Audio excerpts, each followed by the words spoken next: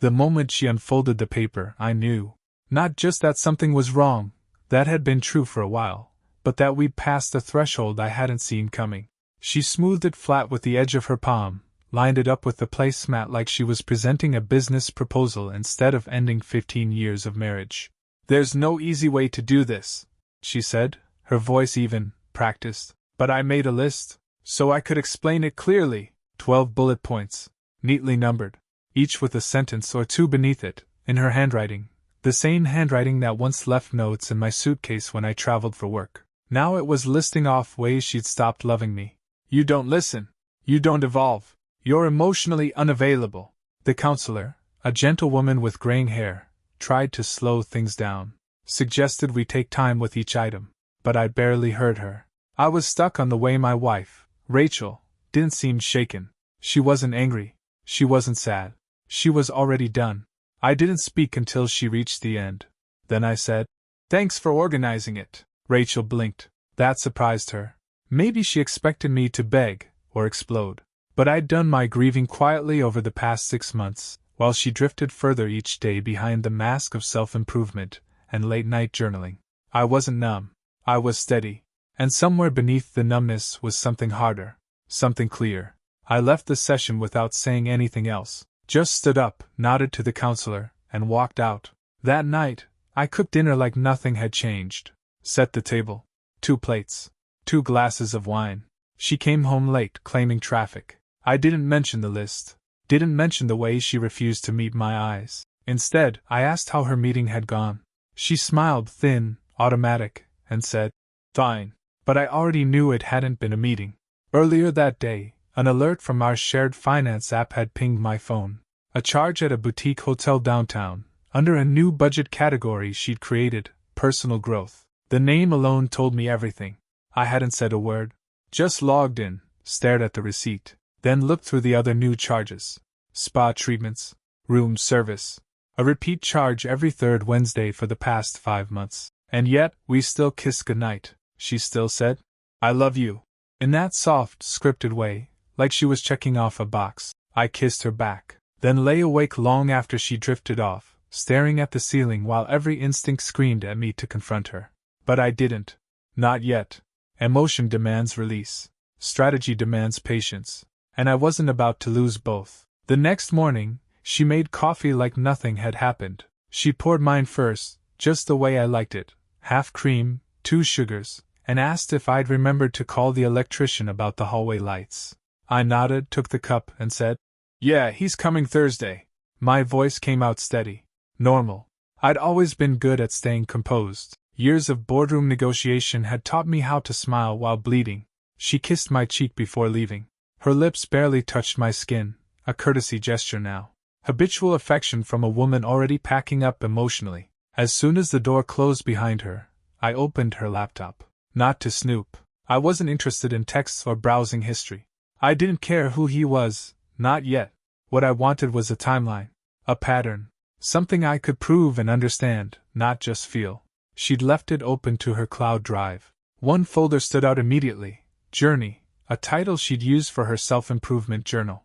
Inside were scanned pages, PDFs, receipts, and oddly, several itineraries. I clicked through them one by one.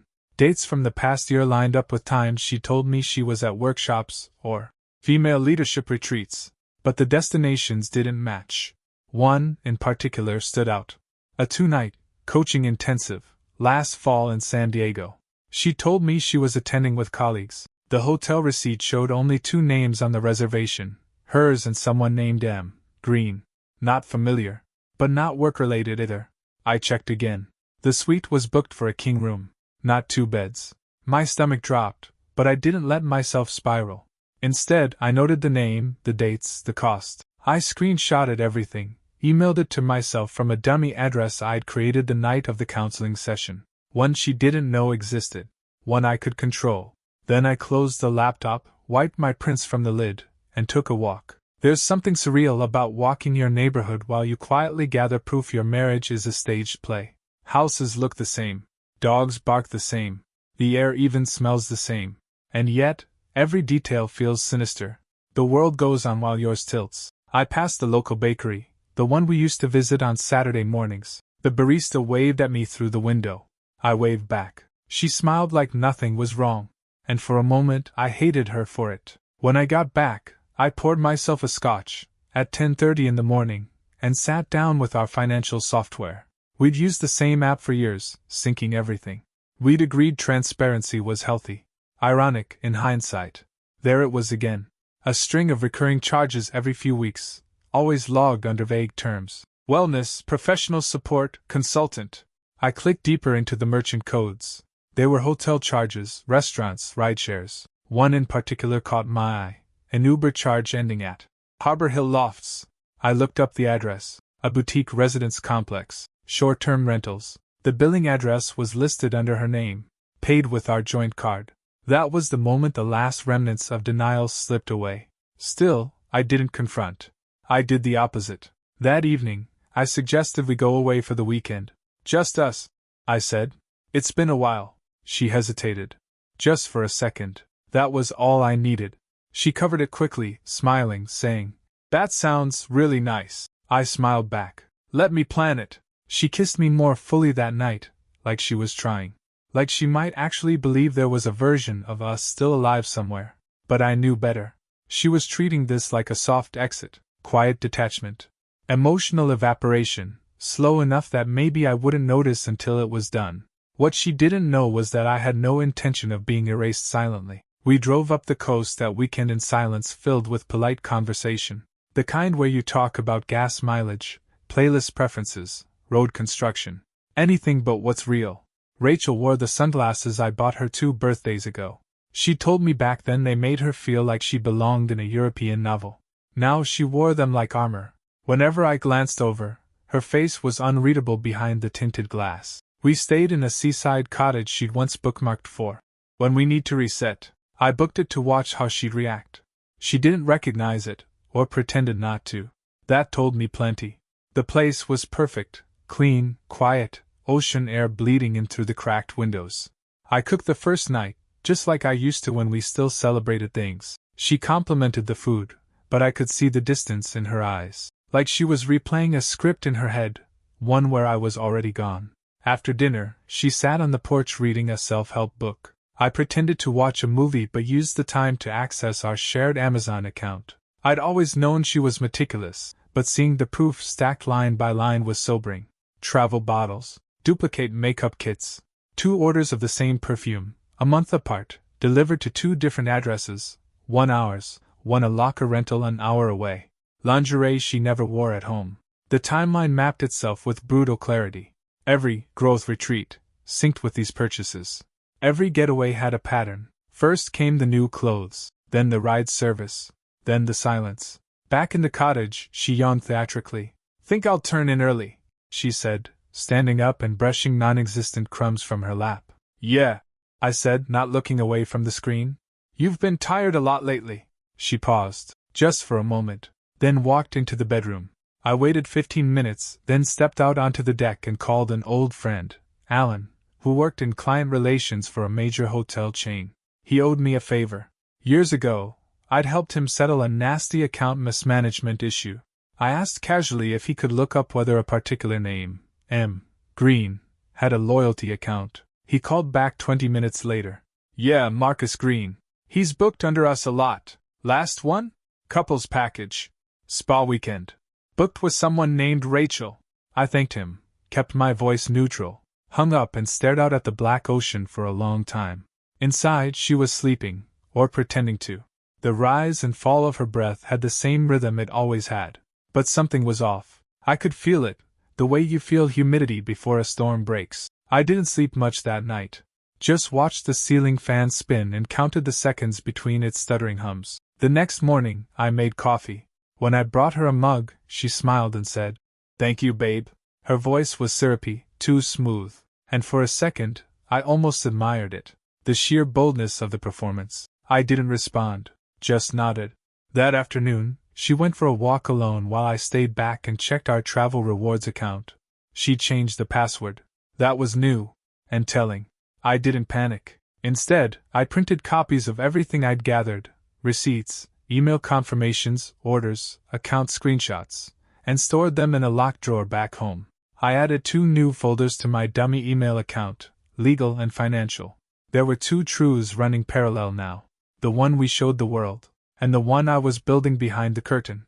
I wasn't chasing her anymore. I was tracking her. And when it came time to act, I'd do so without flinching. When we returned from the cottage, something shifted. She was sweeter, warmer. She started texting me during the day again. Little notes like, "Thinking of you," or "Miss your face." The kind of messages that once meant everything but now felt like screenplays. It wasn't guilt. It was strategy. She sensed I'd pulled away, and instinct told her to close the gap. But not because she wanted to save us, because she wanted control of the narrative. Maybe part of her still hoped I'd be the one to walk away, to end it and free her from responsibility. But I was done carrying her weight. I waited a week. Let her feel safe. Let her believe I'd taken the bait. Then I quietly scheduled a call with my financial advisor. I'd started putting a firewall around what I had, freezing credit lines, shifting account access, rebalancing assets that could be moved without triggering her alerts. Not to hide money, just to prevent it from disappearing when she finally dropped the mask. Because I knew it was coming. I reviewed our home renovation expenses from the past year, a project Daniel had helped manage. My best friend since college. He'd helped me design the layout, choose contractors, even source materials through his company contacts. At the time, I'd been grateful. Now, I was suspicious. Too many invoices were rounded.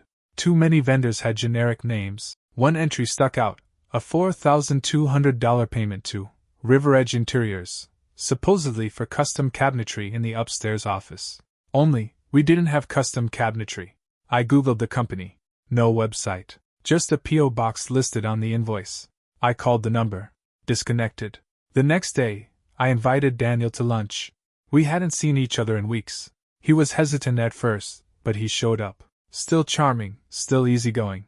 He talked about work, asked about Rachel, even teased me about how, married boring, I'd become lately. I smiled and played along. Then I brought up the cabinetry. Asked if he remembered who handled it. His answer was too fast. "Yeah, that was through River Edge. Local guys. You approved it, remember?" I said nothing. Just nodded, watching his face. He changed the subject, quickly. That night, I pulled up photos from the renovation phase, looked for the invoice date, found it. That week, Rachel had been out of town. The same week as the San Diego trip. 2 lies, 2 directions, 1 intersection. That was when I knew. This wasn't just infidelity. It was collusion. Emotional betrayal was one thing, but financial betrayal, that ran deeper. That left scars you had to explain to banks, to lawyers, to future versions of yourself. I slept on the couch that night. Told her I'd had a bad dream, didn't want to wake her. She murmured something comforting in her half-sleep, reached out for me. Her hand searched the air, touched my arm, then withdrew when she found I wasn't reaching back. A part of me still wanted to believe she was salvageable. That maybe she was being manipulated, or lost, or just broken. That maybe the affair had been a cry for help. That Daniel, my oldest friend, had gone rogue. But the smarter part of me had stopped making excuses. I called an attorney the next day. Not to file anything yet. Just to prepare, quietly. I wanted to understand my options. Asset protection, legal exposure, shared liabilities. The lawyer walked me through everything like it was a checklist for a car crash I hadn't seen but knew was coming. I asked if misappropriated funds through a spouse's partner could be pursued legally. She asked me a question in return. "Do you want this to end clean, or do you want it to end with everything on the table?" I said, "Everything." And I meant it. I woke up 2 days later with a certainty that wouldn't leave me alone, like an itch behind the ribs. It wasn't enough to know she was hiding things. I needed to know how far it went. Who else knew? How long they'd been writing this play while I kept showing up for rehearsal. So I played my part. Perfectly. I took her to dinner that Friday. Fancy place, the one with the rooftop view she always pretended not to like because it made her dizzy. She ordered wine. I let her choose the bottle. She laughed more than she had in months, maybe because she thought the worst had passed. On the way home, she leaned her head on my shoulder in the car. I felt nothing. Just weight, just breath. At home, we ended up on the couch. She rested her legs across mine and talked about remodeling the guest room. Maybe it could be a creative space. You know, for both of us. You could write. I could finally start painting. I watched her. How easily she built a future she didn't plan to be part of. The next morning, I drove out to that P.O. box address linked to the fake vendor. It was in a strip mall, tucked between a vape shop and a dry cleaner. Mailbox rentals, row upon row. I stood in front of box 311, just staring. The name on the leasing form wasn't Rachel's married name. It was her maiden one. That detail knocked the breath out of me, not because I didn't expect it, but because she'd been so thorough, so calculated. She wasn't just having an affair. She was running a side life, a shadow identity, complete with its own logistics. I didn't try to open it. I didn't need to. That box was the final piece. She wasn't lost. She was already gone. I drove home and printed everything I had: travel records, receipts, vendor invoices, bank statements, screenshots from Amazon, even a copy of the mailbox rental form. I labeled it all, indexed it like a lawyer would, put it in a fireproof folder and locked it in a safe under the floorboards in the garage, something she didn't know existed. Then I walked through the house like I was seeing it for the last time, touched the kitchen counter where she used to dance barefoot while cooking, looked at the photo of us in Hawaii, the one she insisted we frame, where we looked drunk on happiness. All of it had been borrowed time. That night, I didn't sleep again. But I didn't lie in bed either. I stood in the hallway for hours, staring at our closed bedroom door. Not angry, not sad, just still, like the moment right before a storm breaks something. And in that stillness, I made a decision. I would not let her write the ending. She'd given me 12 reasons why our marriage was over. I was going to give her one moment she'd never forget. I told her we needed to talk the following Sunday. No theatrics. No heavy voice. Just, I need you home by 7.